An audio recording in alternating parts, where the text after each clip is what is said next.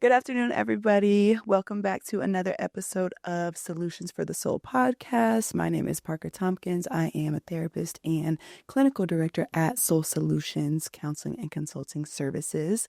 We have two lovely ladies here. A big welcome back to Tanisha, who I know you've been before, and a new face for today's episode. So I'll let you ladies go ahead and introduce yourselves. Okay, as Parker said, my name is Tanisha. I'm a therapist at Soul Solutions. I focus on trauma services, depression, anxiety, and ADHD symptoms. Yes, awesome. Happy to have you back. Thank you. All right. Thanks for having me. So my name is Valia Sutton. I'm a dually certified family and psychiatric nurse practitioner. And with Soul Solutions, I work with medication management. Yes, absolutely. I think having these two roles was really important for us today for today's podcast because it really speaks to the integrative approach that Soul Solution takes to mental health, having the kind of psychotherapy side, but also the psychiatric medication piece is something that a lot of our clients are, in need of or need access to. So gonna get into a little bit of that today. Happy Valentine's Day to everyone and happy Black History Month. I think we wanted to have a little focus on Black History Month for the topic of today's episode.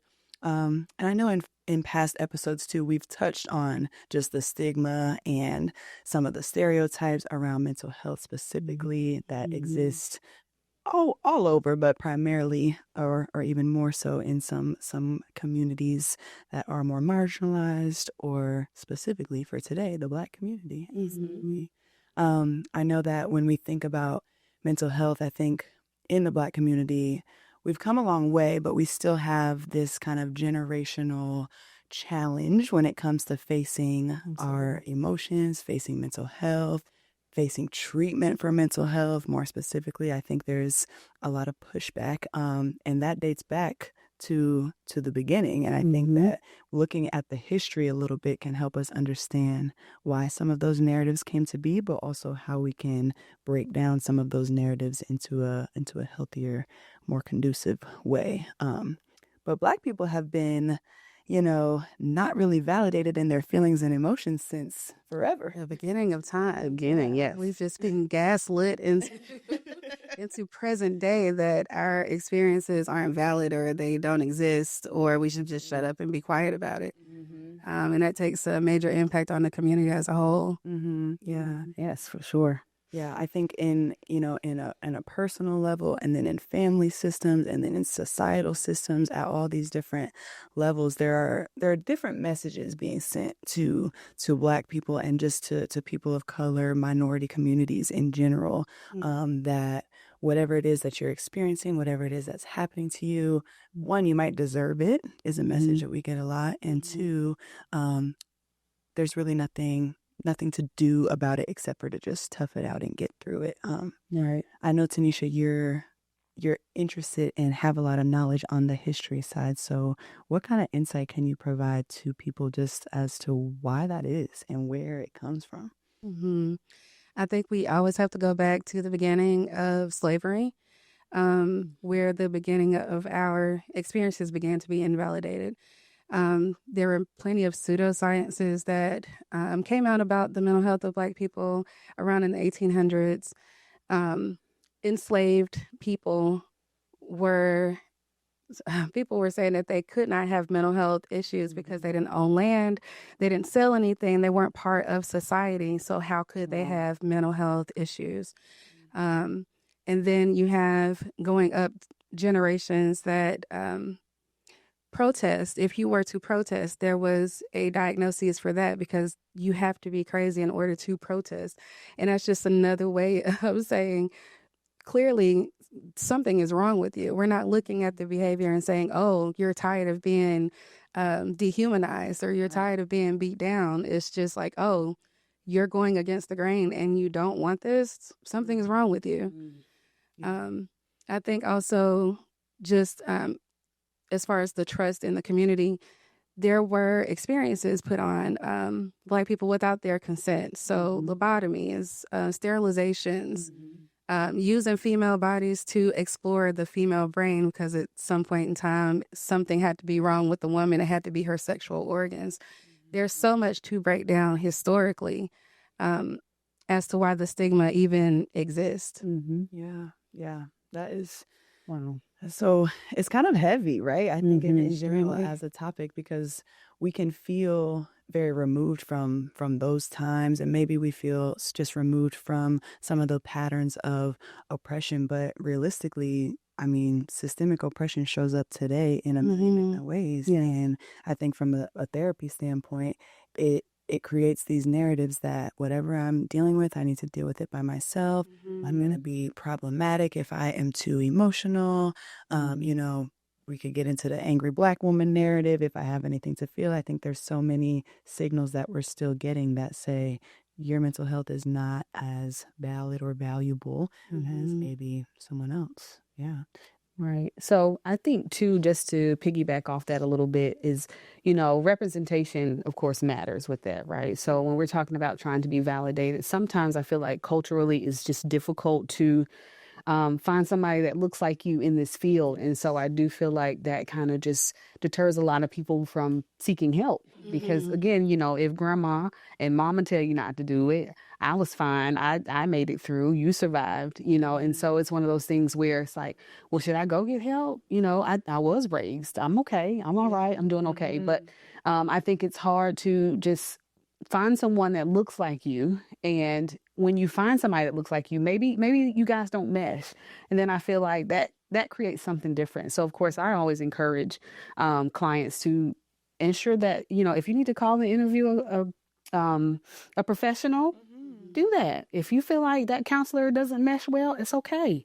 Find somebody else, because we're human, right? Absolutely. Yeah. So That's so important and so real. I think we, at Soul Solutions, and I see this practice pretty generally across the board, but we offer kind of 15-minute consultation calls for that purpose exactly, because it does matter. It does matter to, when you're going into this vulnerable journey, you want to be with somebody who you feel like can relate, or at the very least can understand and respect your experiences. It matters. And I think it gets to be a slippery slope. It's not to say that, a white clinician could not provide high valuable services, but when there is just kind of historical context, and if there is a preference for certain individuals, I think that's more than fair and more than valid. So Absolutely.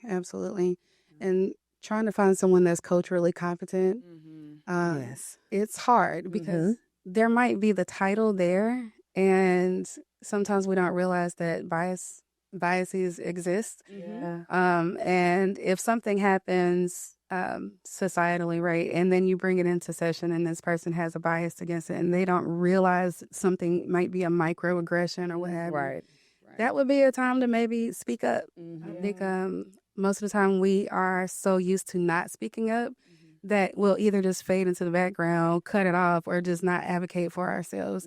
So even in sessions, if you do have someone who is a different race or ethnicity from you, speak up for yourself, advocate. If there is something that's being said that does not sit well with you, it's fair to say something about that.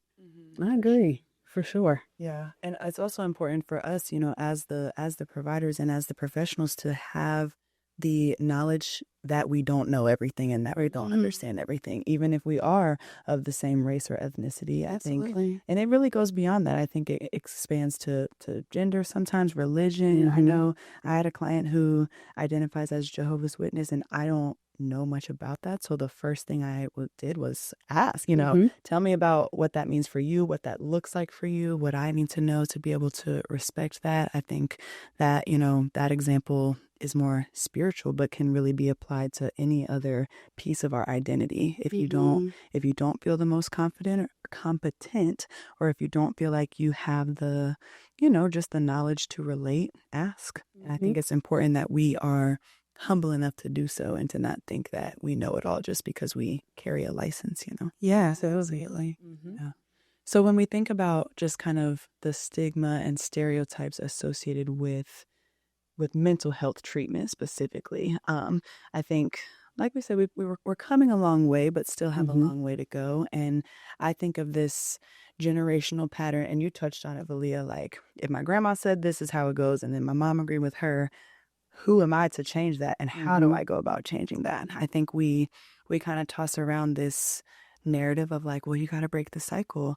But as the one that's supposed to break the cycle, that's kind of a lot of pressure sometimes. Yeah, I feel a little intimidating. How can we encourage our clients to go about this break the cycle that just gets thrown around like it's the easiest thing to do?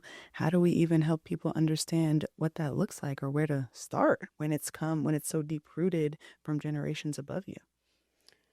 So I can speak a little bit to, there's a term called epigenetics, right? And so basically that means like somewhere in my bloodline, something was diagnosed and there's a potential that I could get it.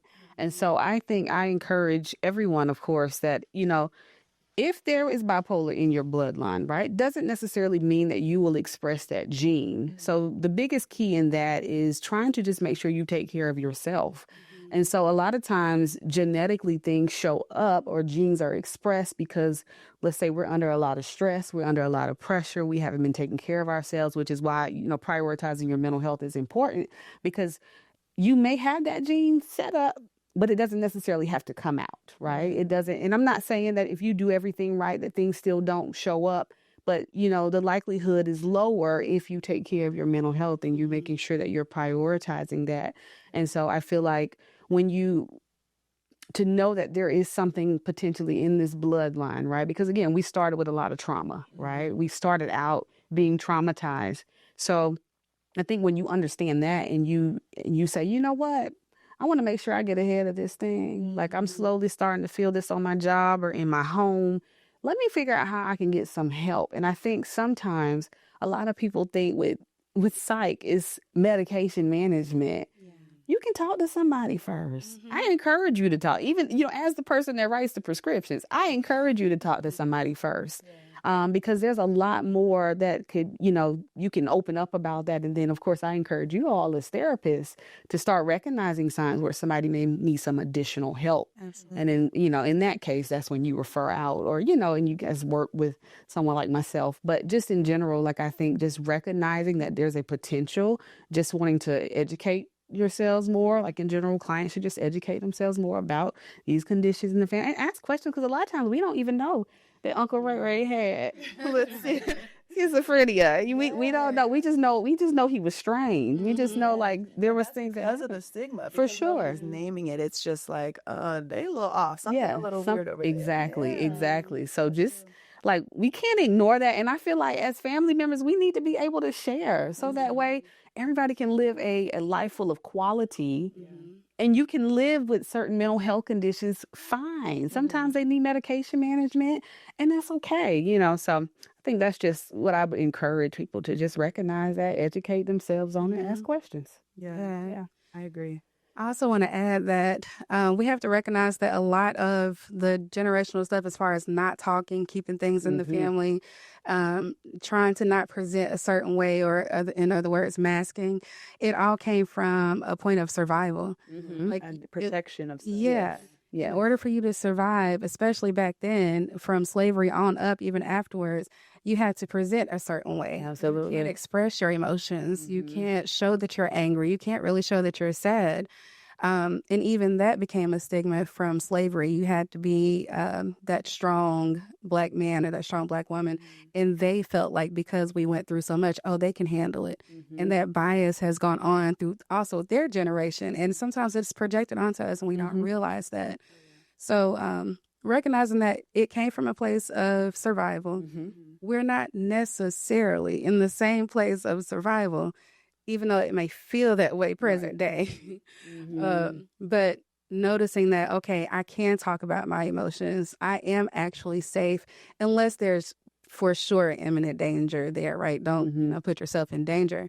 But being okay with advocating for yourself, even when you're nervous or you feel unsure, talk to somebody about it. Because the whole keep it in the family and all of that stuff, it usually came from just trying to be safe. And we don't want you to be hurt out here in front of these people or to be killed. So we had to mask it up. That is true. Mask it up. Yeah, that is true. I really appreciate that perspective coming in, because you make a really good point that these messages of strength and survival that we had to have kind of trickled down through the generations, but our brain doesn't, with any trauma, right?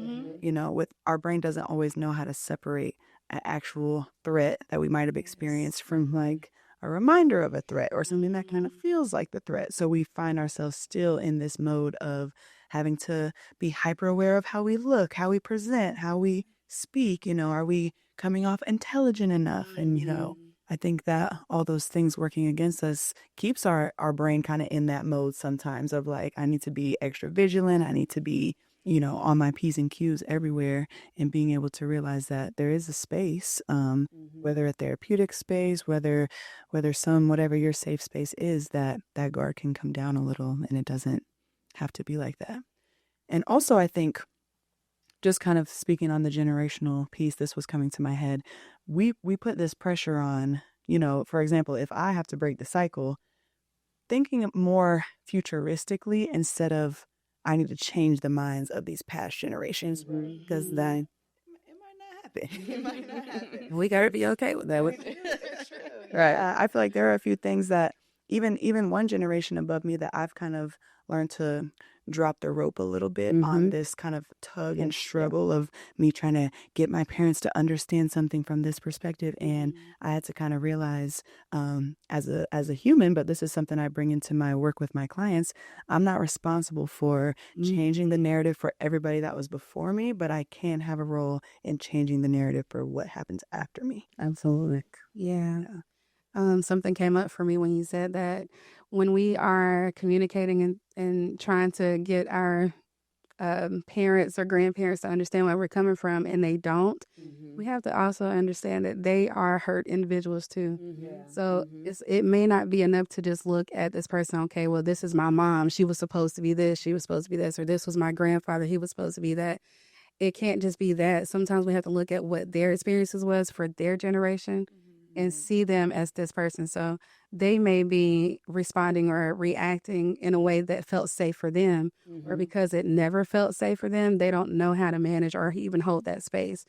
And trying to accept that is hard. It is really hard, but it helps to change the view of who you're talking to and how you're presenting information and what you're expecting to get from said information. Right.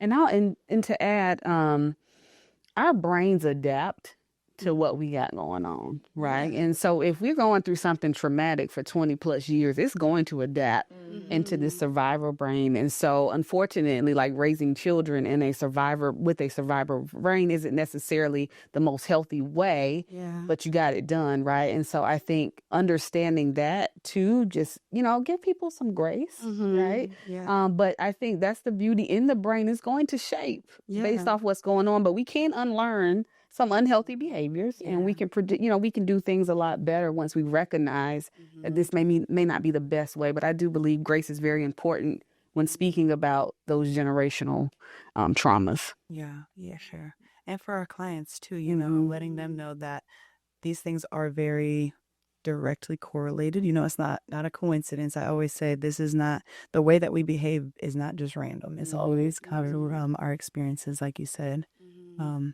I want to kind of get into the medication piece specifically, because I think when you generally think about the stigma, mental health in general is stigmatized. Therapy is stigmatized. When you bring that medicine in, it's real stigmatized sometimes. Why do you think that is, first of all? Why do you think, and I think this is not specific to the Black community. I think this exists everywhere, but I think that it might be exacerbated a little bit in the Black community. Why so scary? Why so scared about medication? Well, I think part of it too is, again, back to representation, right? I feel like some of the clients that I've dealt with, they've come in, I will say some of our African-American clients, I would say I see a lot of Black women who have been diagnosed bipolar, right? And it's like, well, did we really do, was there a neuropsych eval done? Is this really bipolar? Because I'm talking to you and I don't hear bipolar. I hear trauma, I hear ADHD, right? And so I think when we get these quick diagnoses and they're thrown on these heavy medications, there's no slow moving, starting low, going up very slowly. It's this wham, here go 100 milligrams of X, Y, and Z. And then you get this zombie response, right? And then you don't go back. You stop the medicine and you don't go back. So I think that's just where some of this comes from. Maybe you do go get help, and then eventually you don't like what you're on, you don't like how you feel, and so now this just trickles down. But the sad part, and I hate this because I am on the rim of I'm writing a prescription, right, for a lot of people, but I think we don't in our healthcare today is corporatized. It's corporatized. And so we can have a whole podcast. I know, part 2 coming. But anyway, it's sad because you get 5 minutes with your person. And it's like, well, here you go. I don't even have time to ask questions. And so I think the importance of, if you feel how I look at it when I talk about medication management, if we decide to move forward, is this whatever you have going on debilitating? Is this affecting your life in a way that you feel like you can't function appropriately, right? You're getting ready to lose your job.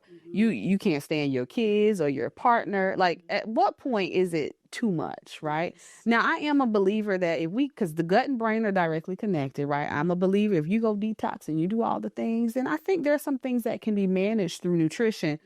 But reality of today is a lot of people live in survival mode, right? So medication management can help temporarily get you through a season.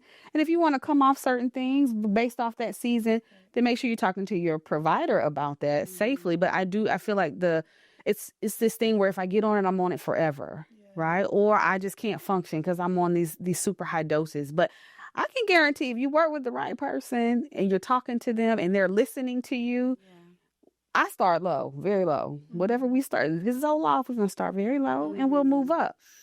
Making sure the provider is transparent with the side effects. Yeah. We have to tell you what the side effects are. And I think that alone too scares people. Yeah. But like I tell my I clients, don't want to gain weight. I don't want to be not feel anything. Exactly. And granted, too high of certain doses can definitely cause that. But I tell clients too, like, we're quick to take Mucinex. There's side effects to Mucinex. Exactly. There's side effects to Flonase.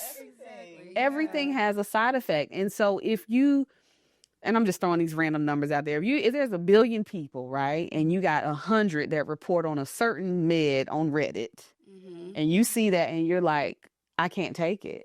But you talk, let me know what's going on. Let me help you talk through this. And always, keeping that open communication. But I just, I really do think it's just something that has happened, bad experiences to why it's just such a bad thing. But I will say there are a lot of clients that I can say specifically who their life has been changed around from one pill, and again, I'm all about seasons. We can talk about it. Now, studies do show, like for antidepressants specifically, being on them a year can help prevent the relapse, right? So that's what studies show. But can I actually pause you for 2 seconds? Yeah.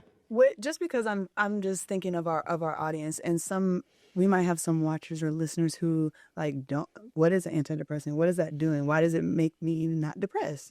Could you say a little bit about what is literally happening when you take certain things like Sure. So basically when we talk about depression, now there are multiple neurotransmitters that we have. That's a whole biology class, but for chemistry, part 3. Okay. But really there's a deficiency of serotonin. Serotonin is a neurotransmitter that's actually made mostly in our gut. So that's why I said the brain and gut are connected.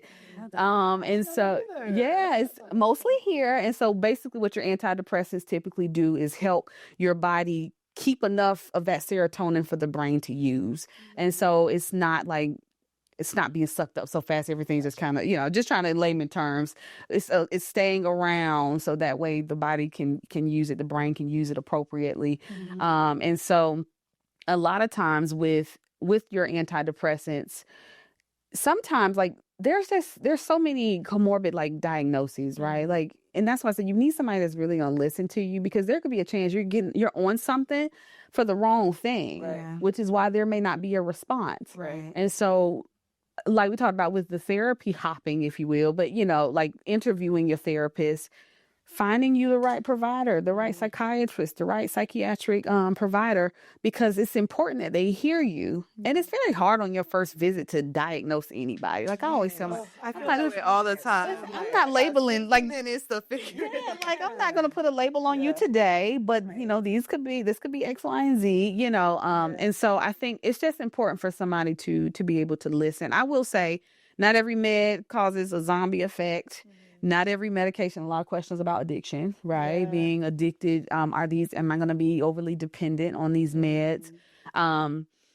Short answer, no. Okay. So again, education's key, right? Certain meds, there are certain categories of meds like benzodiazepine, like Ativan, Xanax, Valium. The sedating effect is what gives this calmness quickly, right? And so that can create an addictive property where you're just wanting more. And so it's just all about making sure you're working with someone directly so that they can help you through those things. Benzo should not be the first thing we run to. It shouldn't. A lot of providers, I feel like in primary care, I actually did a TikTok recently about this, asking why do they run straight to a benzo? Why are you giving Xanax immediately when somebody mentions anxiety? We have other options. Magnesium, natural supplement. Yeah. It works for a lot of people. And so I just encourage every client and to just, ask questions about what you're taking, why you're taking it. And that way you're aware of like, what's next? Like potentially what's next? What can happen? Ask those questions. So that way it won't be such a scary feel of trying something. Because I can understand, you're taking meds to potentially alter the chemicals in your brain. And so the goal is if there's misfirings based off a traumatic experience, right? We're just trying to get everything to just be managed, right? We're not trying to change the chemistry of the brain. We're just trying to level things out. And so it should not change who you are. Right. It should not have you sleepy. If it does, report that, right? Yes. It should not be overly addicting unless it's those categories where nobody's managing them appropriately. I was just agreeing with you. I think when somebody gets prescribed a medication, and I've had some clients who have come to me. I recently got prescribed something, and they're nervous about starting it and nervous about what they may feel. 100% understandable. Like you said, it's new. You're just not sure. But listen to your body, and then if it's not what you need it to be, then there's room for change. Absolutely. There's a provider. It's not like we're setting something in stone, and now you have to be on this for the next 10 years. Like, no. Yes. I think so appointments, getting an appointment may be further out, which you start something and you don't like it and you feel like you're supposed to stay on it because they told you don't stop it, which you shouldn't abruptly stop meds. Let me be clear about that. But to be able to communicate with that provider, if you can't get in for 8 weeks, be able to send a message through that portal like, I don't like how I feel. You should be able to take this whatever medication and be enhanced. Like whatever you're working, like whatever your goal is, that is what you should be seeing. And it takes weeks. These meds don't improve overnight. Right. Some people give up on that. What could somebody expect? I think that's another thing that people run into. Like they start something and they want their world to be better. Well, it takes so long. I say so long because in the moment you're like, I want to be better. I want to just get out of bed tomorrow. But it can take 4 to 6 weeks for a lot of these meds to like really be to reabsorb because you have to build that med up in your system, and we can't rush that. And like I said, because of the serotonin, if the gut is off, it takes longer. It takes longer. So that is the importance of nutrition with mental health. Like it's there. Like we really do need to talk about it more. I could do better in my practice talking about it more. But in hindsight, like, people who are really upset or sad in general, they're not thinking about eating salad. No. They want comfort food. Give me the ice cream and the brown. Like, so I understand that, and I'm very grateful because I'm like, look, I get it. Let's get your mood together. Then we'll talk about some other things we can do to help. Yeah. And so connected. It's also connected. It is definitely connected. So we eat crap, we're gonna experience crap. That's down to like fogginess, memory loss, like all that matters. And so it's just communicate with your provider, ask questions, what you're taking, why you're taking it, is there addictive properties to it? And I will say, there are cases where you need your benzos. So don't, I'm not saying don't ever use them. I'm just wanting providers to take heed a little bit and just say, you know, especially because if as a family practitioner, they're not doing psych all the time. Yeah. So if somebody's coming to you for anxiety, but they can't get to a psychiatric provider right away or within a couple weeks, you know, maybe start with an antidepressant for anxiety, right? Maybe start there. Allow, you know, educate them about how long it may take to get it started. But I just think, you know, throwing the benzos, it's not fun, because then they come to us and then they don't like us because we're like, look, we got to get you off of these at some point, because long term this can turn into dementia.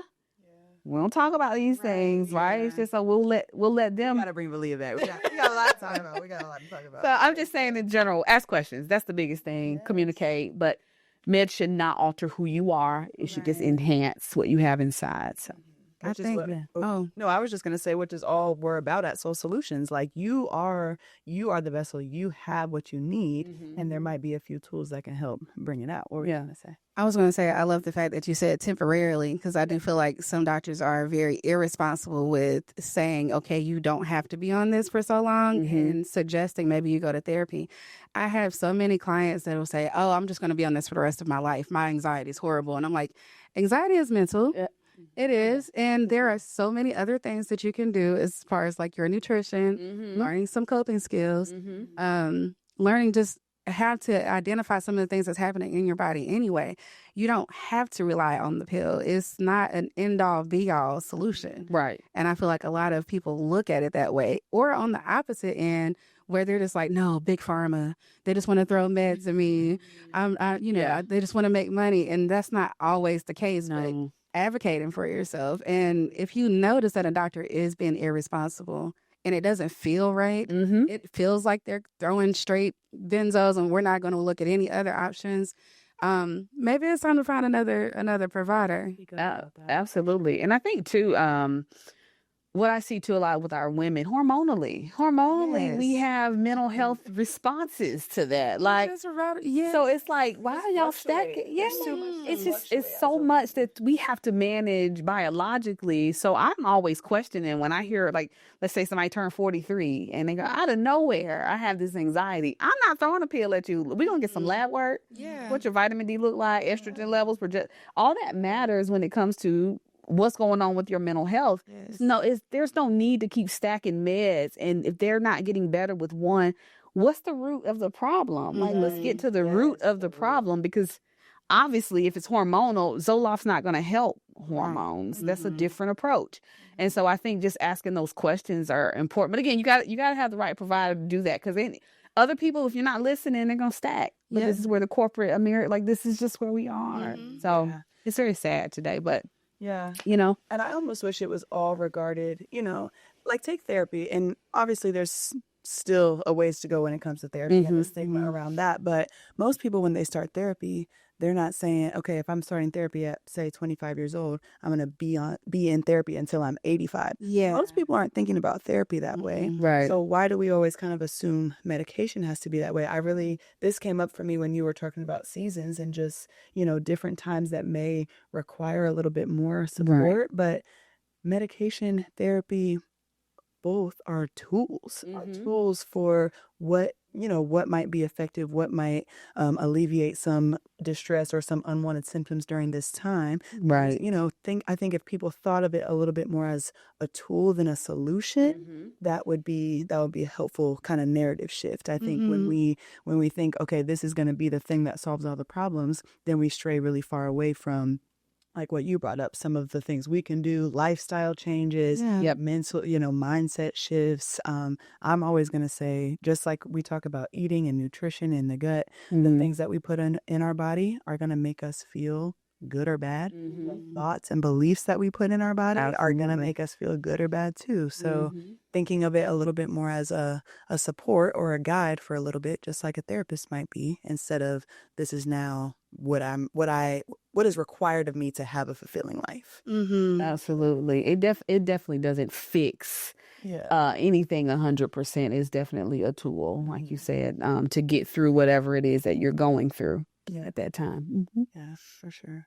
Important conversations, important topics in general. I think that whenever clients or not clients, just listeners hear kind of some of the name brand things, people are familiar with Lexapro or Wellbutrin and things, but I think that's kind of where it ends. They're familiar because they've heard it, and maybe they've heard some horror stories or always extreme narratives, but we're really lacking in the actual education piece of here's what it is, here's what it can do, here's what to keep an eye on, here's when you should speak up. I think there needs to be more of that. And like you said, bigger corporations or just some PCPs, different things have gotten away from those smaller things that matter. Right. That matter a lot. Right.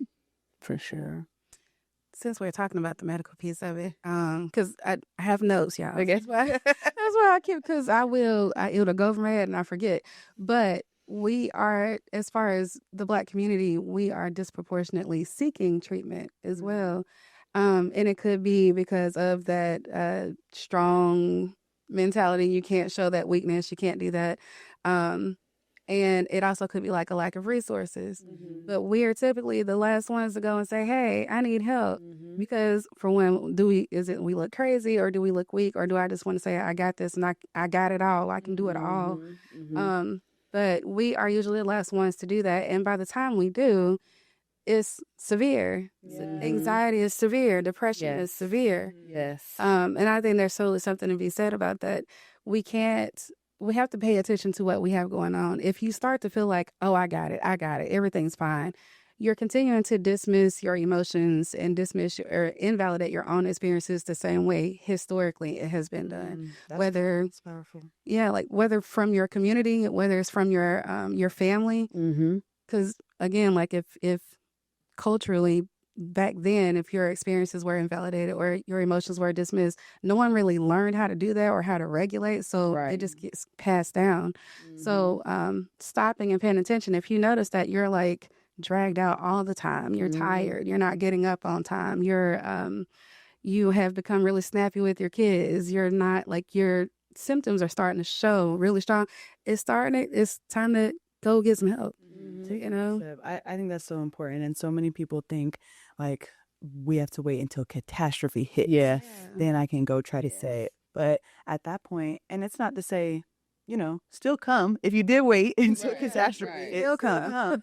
But at that point, it is going to be harder. The work that you have to do to kind of get out of the hole is going to be tougher. Whereas if we're a little bit more mindful and self-aware, we can be on the preventative side a little bit more, noticing that things start to feel like, I just don't feel like I have control over my emotions. I feel like I'm overwhelmed all the time. I'm easily irritated by small triggers. Like, those are things to pay attention to and things to say, I don't need to follow in these cycles of just dismissing that or finding ways to justify why I should just push through or why this shouldn't matter. We don't have to do that anymore. I think that would be my biggest message to listeners and to people who are thinking about seeking some therapy themselves. Don't have to follow the patterns that have been modeled for you.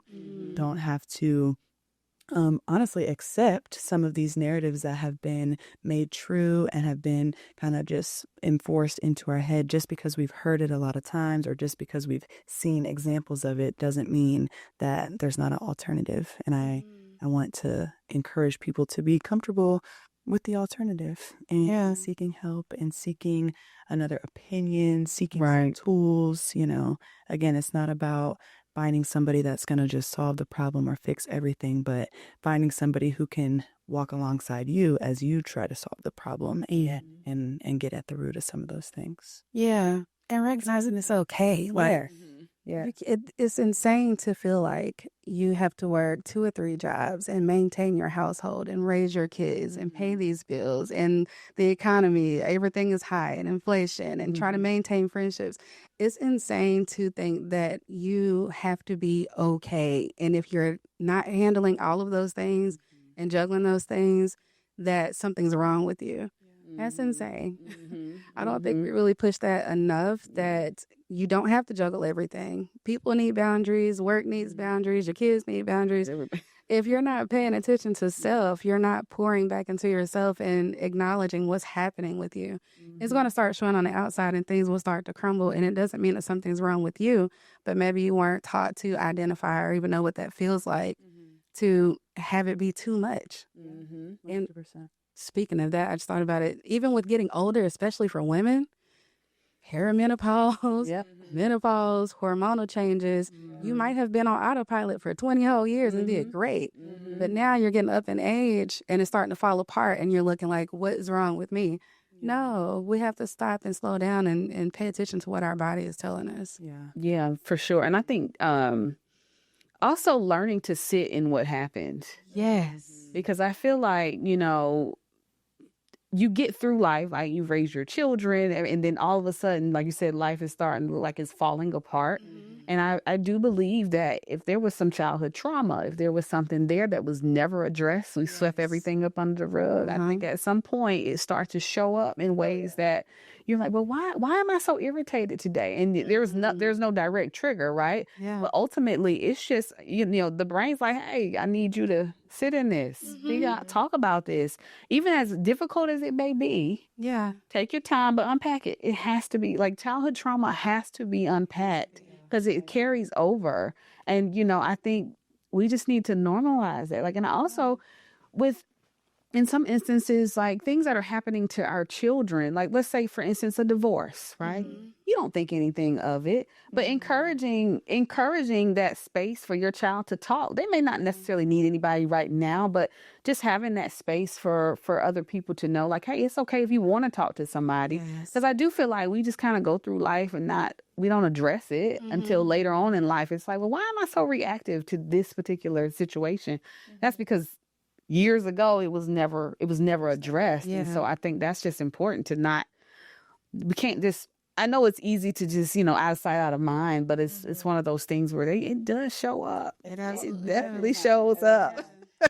Even with the rug analogy, I bring that up in session sometimes. Like, you can sweep it under the rug, sure, but then the rug gonna have lumps in it. The rug gonna be stinky or something. It's not gonna just disappear. And it's gonna show up because it's begging you to address it and to sit with it, like you said. I think I agree. I couldn't agree more. Normalizing that specific fact would go a long way for absolutely mental health in all the communities.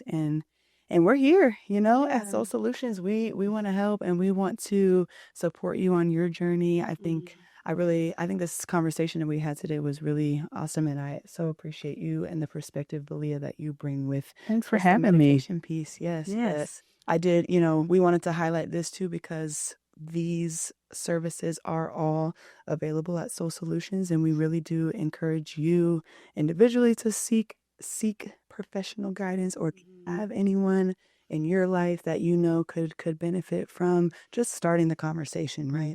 That's all it takes. And we're here. I also want to see you. Yeah. Do y'all have any closing thoughts, or y'all feel good about today?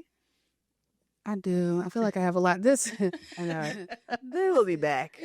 Like, this is a very passionate. Because this one, it really hits home. And I just want to say that, for one, to even acknowledge that the fact that we have to show up differently in our families and in the community and with our counterparts, let's just acknowledge it's not fair. Yeah. It is not fair.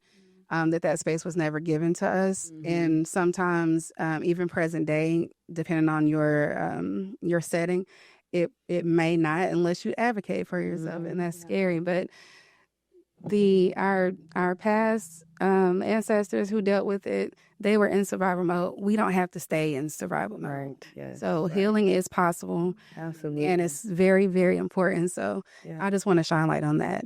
No, I love that. Like, we do not have to stay in survival mode. Seriously. I mean, that message alone is very powerful and relevant, I think, and important for people to hear. Yeah. So and just to add to that, so, healing is definitely important.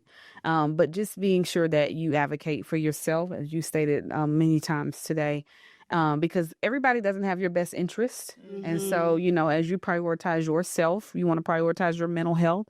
And so advocacy is key, and prevention is a big thing as well. So again, I appreciate y'all having me today. We'll be back next month with another episode. Do encourage everyone to check us out. We do have a website, Soul Solutions CC. Nope. not it. Yes, it. I was like, CCS.